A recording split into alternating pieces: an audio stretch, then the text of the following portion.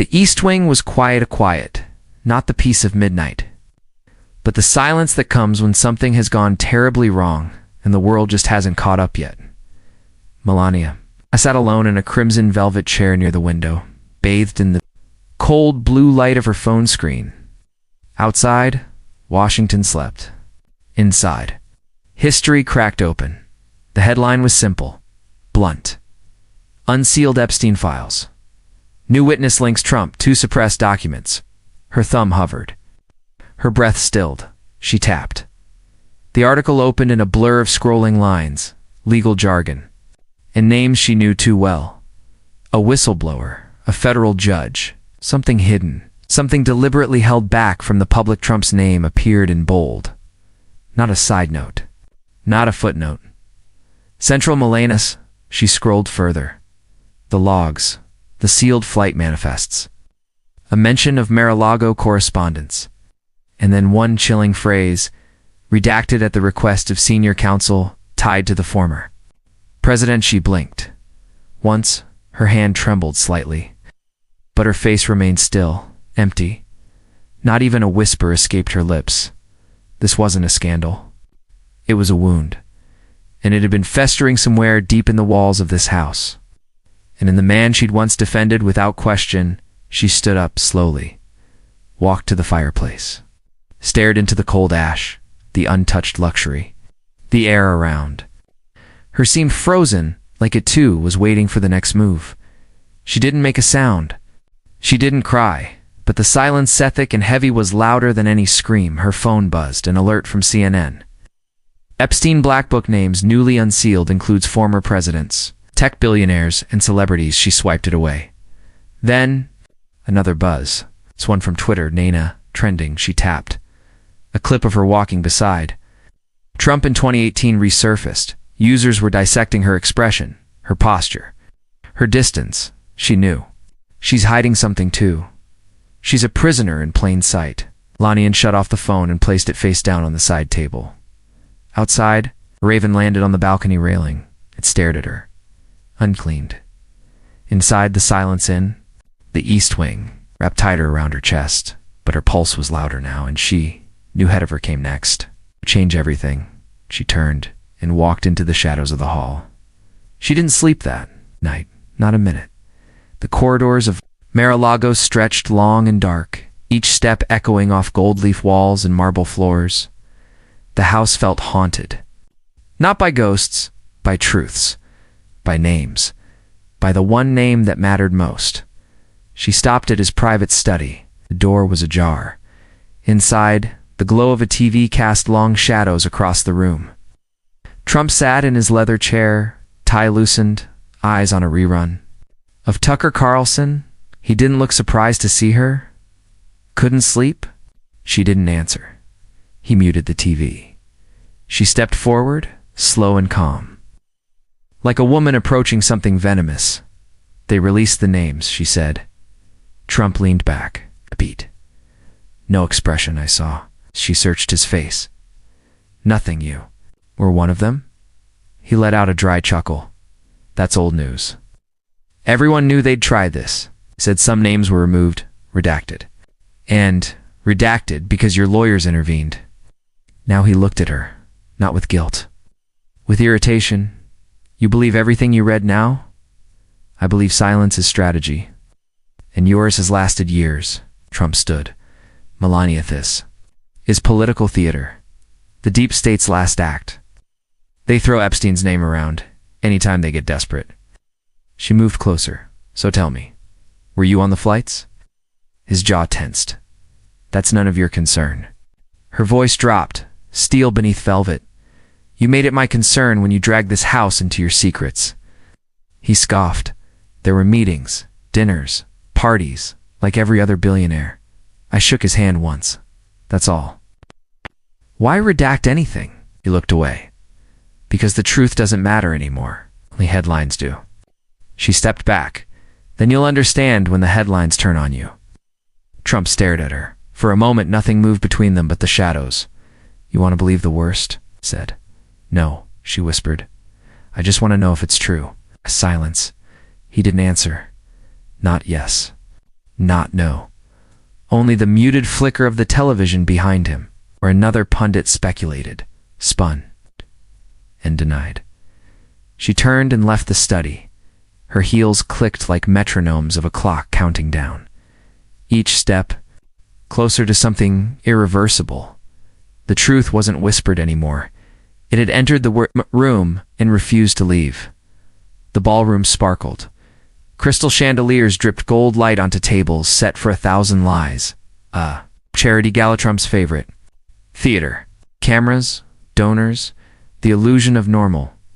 Melania wore silver, polished, composed, untouchable, but inside. Her chest was coiled like wire. They smiled for the photographers. They waved at senators, whispered to CEOs, nodded through the string quartet. Then behind her, a voice too familiar to ignore, I vent. She was laughing, low, sharp, intimate. Melania turned her head slightly, not enough to be seen listening. She told me not to look in the drawer, Ivanka murmured to someone, so obviously I did. A pause. A chuckle. Flight logs, NDAs, in one list. In his handwriting, the blood drained from Melania's face. She reached for her wine hand. Steady by force, the woman beside Ivanka asked something Melania couldn't hear. Ivanka replied, still smirking, Mar-a-Lago. That's where half the meetings happened. It was all right there under her nose. Her, she meant Melanian. The stem of the wine glass pressed hard between Melanian's fingers. Don't react, not here. Someone touched her arm. Oh, Melanian, that dress divine. She turned, smile automatic, voice level, thank you. But inside, something snapped. Not rage, not panic. Clarity, IVAN, cab, wasn't being careless. She was being deliberate. This was a warning, a test. She wanted Melania to hear, to squirm, but Melania didn't flinch. Not yet. She waited until Trump excused himself to shake hands with a former governor. Then she arose, calm, walked across the ballroom, past the tables, past the laughter, into the hall lined with oil paintings and men who'd lied for a living. She found a side. Exit. Cold air rushed over her. The music faded behind her like the soundtrack of a life that wasn't hers anymore. She exhaled for the first time in weeks. The sound broke the silence, and it felt like the beginning of war. The study door creaked open. She had never entered without permission before. Tonight that changed. The house was still. Too still, a hush like the walls were listening. Melania moved fast, calm, focused, surgical. She stepped across the Persian rug, past the oak desk, straight to the far wall. The painting of Washington. She'd always hated it. Too smug, too colonial. She reached behind it, fingers brushing the frame until they found the latch. Clicked. The painting swung forward an inch. Behind it, what she suspected. A safe. Chrome. Clean. Silent. She stared at it. 5 digits. No hesitation. She entered Baron's birthday. Nothing. She paused, then tried. Ivanka's click. Of course, the safe opened with a quiet groan. Inside were stacks of folders, hard drives, and 3 envelopes bound in black ribbon. She took one, unsealed. It heard breath-caught flight logs, names, dates. Trump, Epstein, Dershowitz. One after another, the ink was faded. But the names were unmistakable. Then her name, not in the manifest, but in a note scribbled in the margin. Keep M in the dark.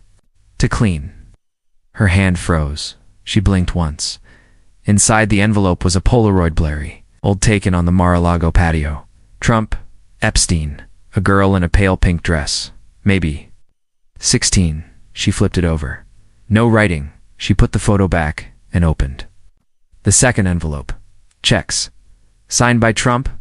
Made out to shell companies with names she'd never heard. Some matched Epstein's old LLCs. One was marked Beach Logistics, Guest Coordination. A note paper clipped on top. Wired these before? Thursday. Do not CC Allen. Melania stared at it. It wasn't just real. It was coordinated, deliberate, and hidden where he thought she'd never look. The third envelope was sealed in red. Wax, she didn't open it, not yet. She replaced everything's low exact. Deliberate, then closed the safe. The click echoed louder than expected. She stepped back from the wall. The painting slid shut.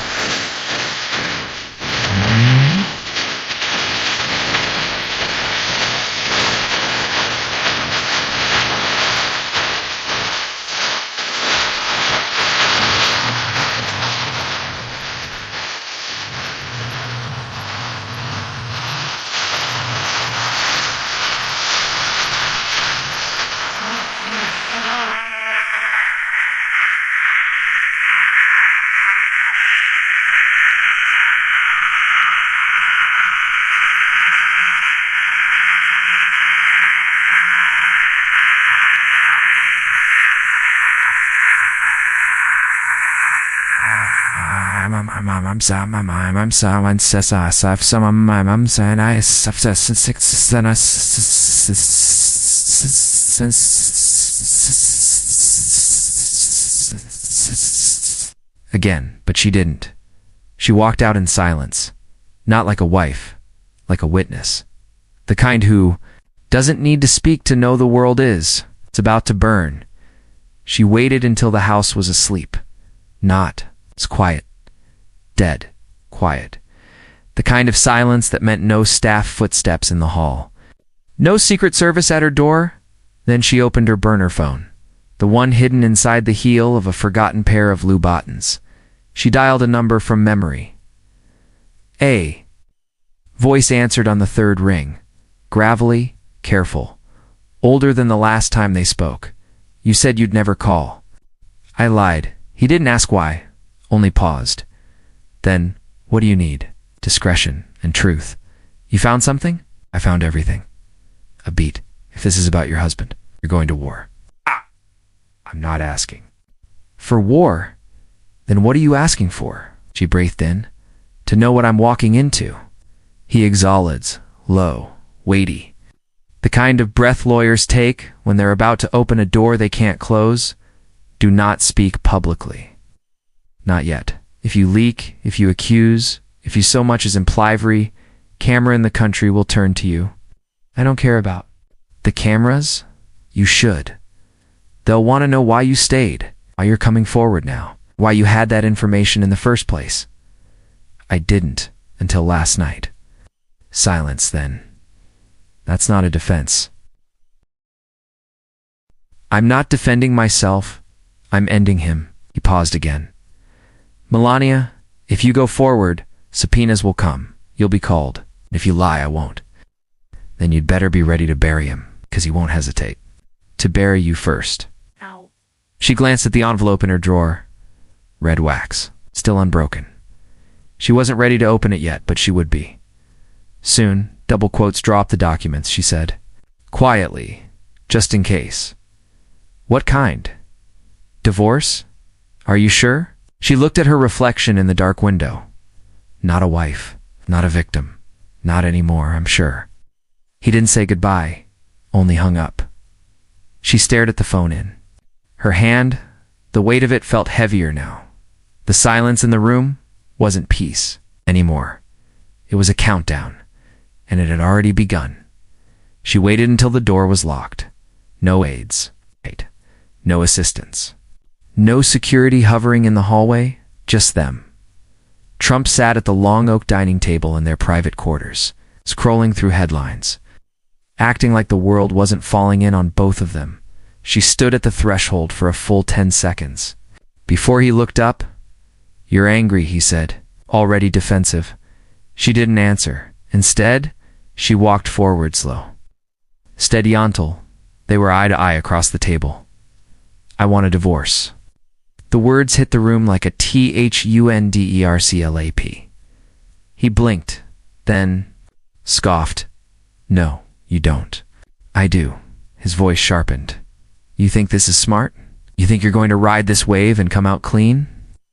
This isn't about the wave, she said. It's about what's rotting underneath it. He pushed his chair back. rising. You're overreacting. You didn't flinch. You told me there was nothing. For years, you let me sit beside you while the world whispered, and I believed you. He stepped closer.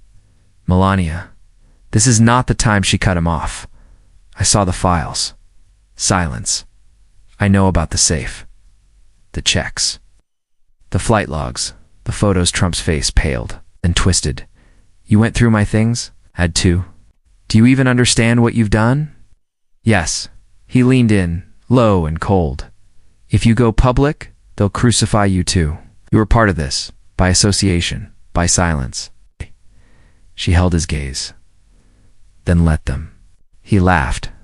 Dry, cruel, without. Me, you're nobody.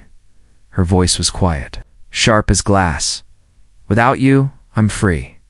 The room fell into stillness. Outside, the wind rattled a palm tree against the window. Inside, something sacred had broken and neither of them moved to fix. You want to blow it all up? He said, voice tightening. No, she said. You already did. She turned and walked away, heels clicking like war drums against the polished floor. He didn't follow. He just stood there. For once, without a comeback, without control.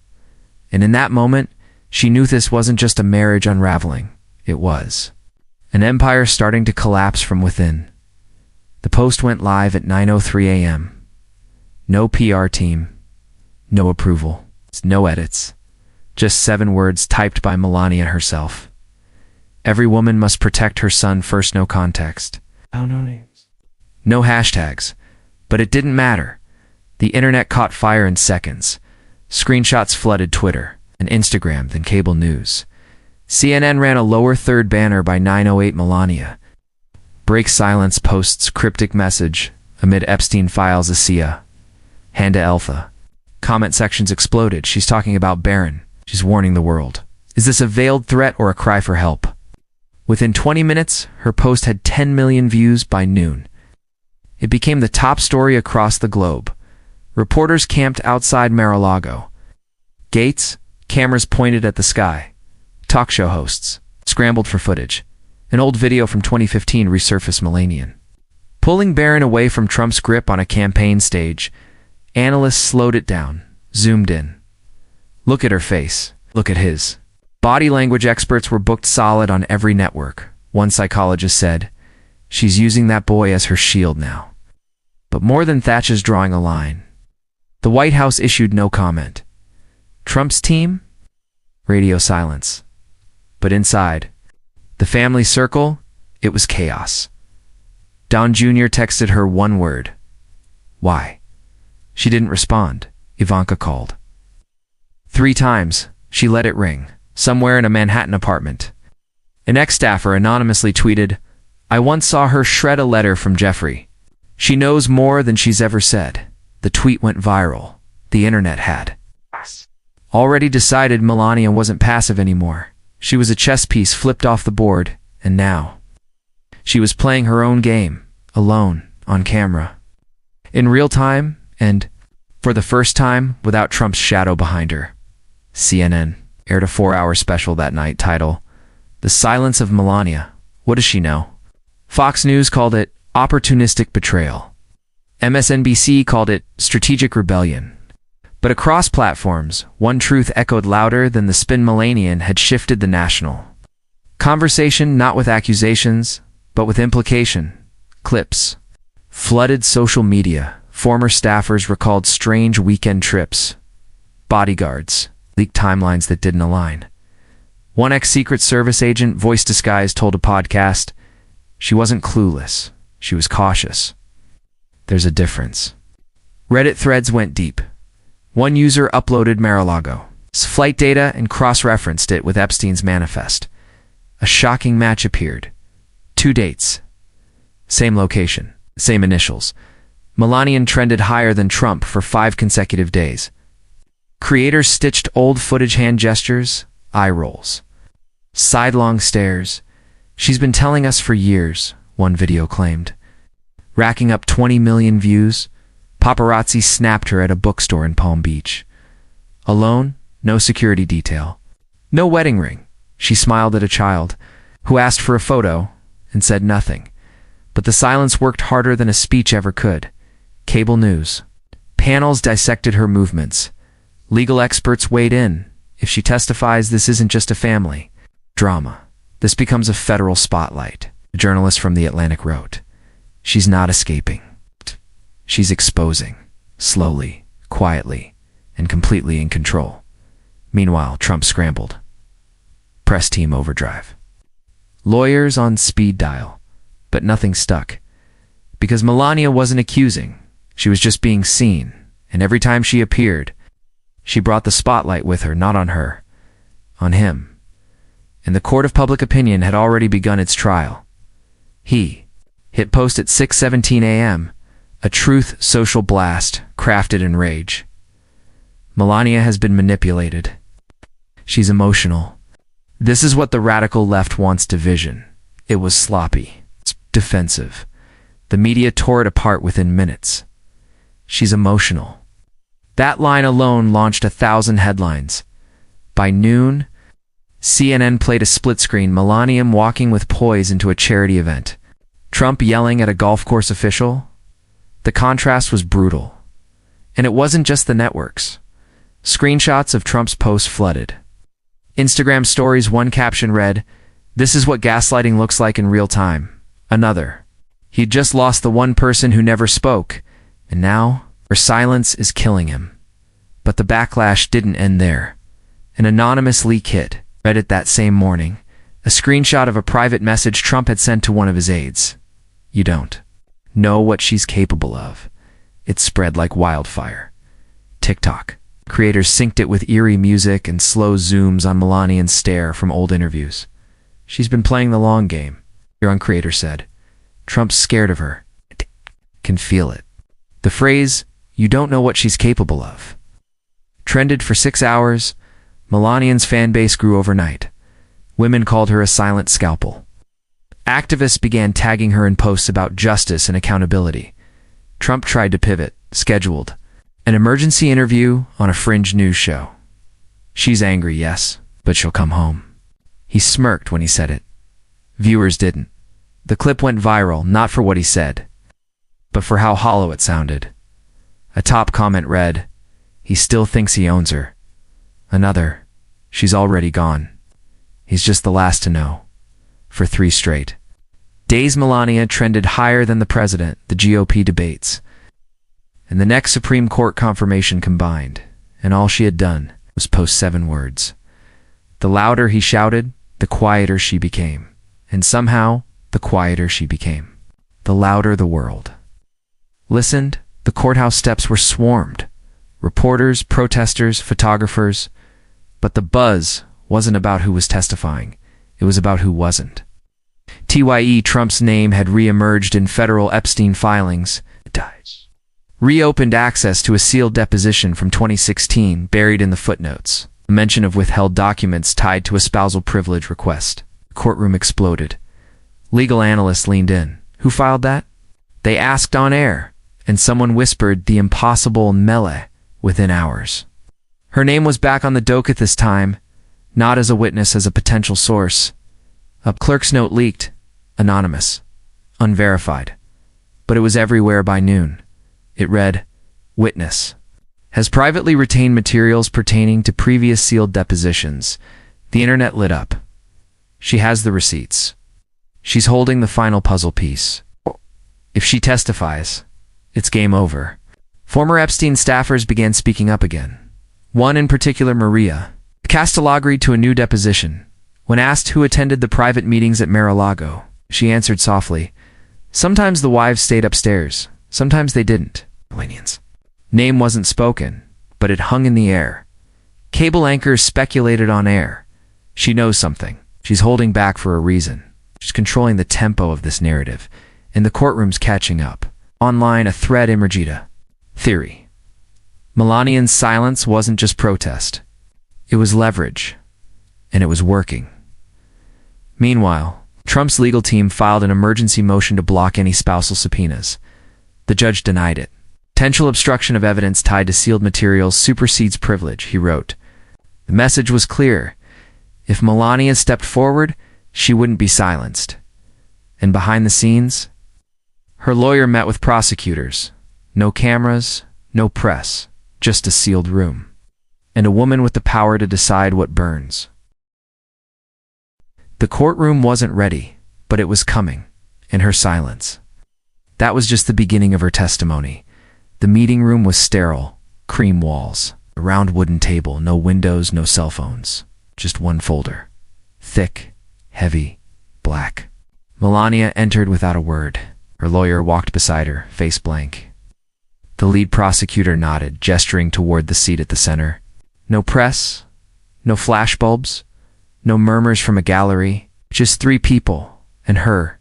She didn't sit right away.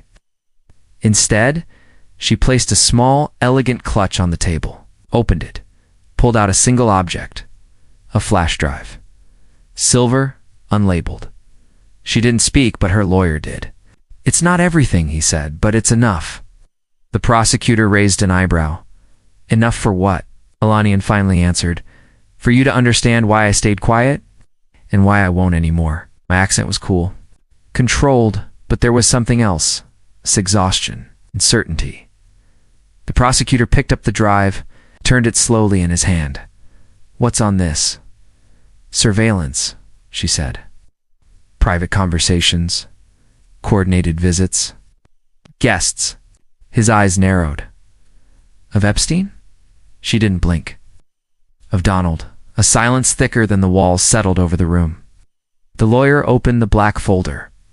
Inside, transcripts, handwritten notes, a photograph old, grainy, but unmistakable. The prosecutor scanned the top page. His expression changed. From skepticism to calculation to disbelief. Then you understand this makes you a target, not just politically. I've always been one, she replied. This just makes it official. There was no vengeance in her voice. Only truth, the kind that doesn't shout, it waits. The prosecutor leaned back. He was no longer in control. She was. And she hadn't raised her voice once. Need sworn testimony? He said carefully. Closed chambers? Melania nodded. I'll speak. On one condition. He waited. That when I finish, you don't protect anyone. He hesitated. Not even him. The drive clicked into the laptop. The screen lit up. Static. Then grainy video. Time-stamped clip from 2012 Mar-a-Lago. Late-night laughter. Voices. And a conversation that executed a cunt. Once heard. Couldn't be unheard. Melania didn't look away. She didn't need to. She had already lived it now. She was about to make the world live it too. It wasn't a courtroom. Not yet. It was a sealed hearing underground.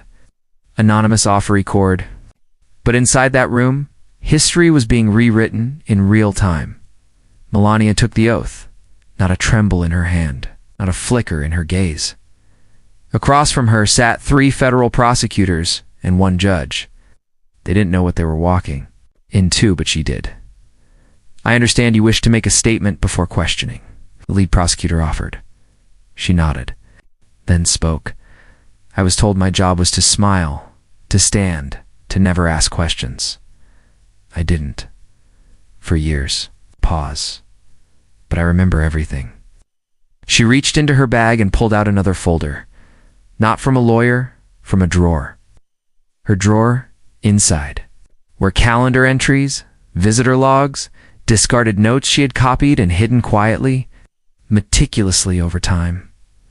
This logbook, she said, contains names that appeared in guest areas where no logs were meant to exist. It was my copy, not the official one. The room shifted. A prosecutor leaned forward.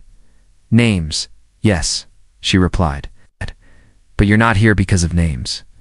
You're here because you finally stopped pretending you didn't know. A sharp silence. One prosecutor cleared his throat, then asked, Did Donald Trump ever discuss Jeffrey Epstein's arrangements? In your presence. She looked directly at him. He didn't need to. I saw the aftermath. The judge raised an eyebrow. Clarify. She did. There were envelopes, payments, quiet settlements, guests who left crying, staff who disappeared. And Donald. He called it damage control. The words landed like thunder in a padded room.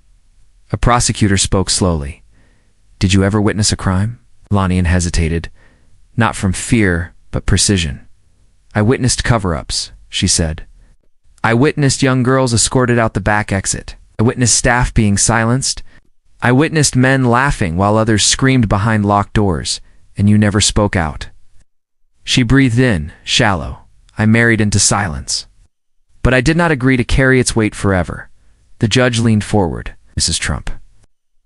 Do you realize what this testimony implies? I do. It could end careers. She met his eyes. It could save lives. No one spoke. The recording device clicked. She had given them everything they needed, but what they didn't realize. That wasn't the end. Mela had one final card left. It was still in her possession. One that could either bury this nation's most powerful names or expose them under the brightest light possible, a live public hearing under oath. With cameras and Melania Trump was done hiding.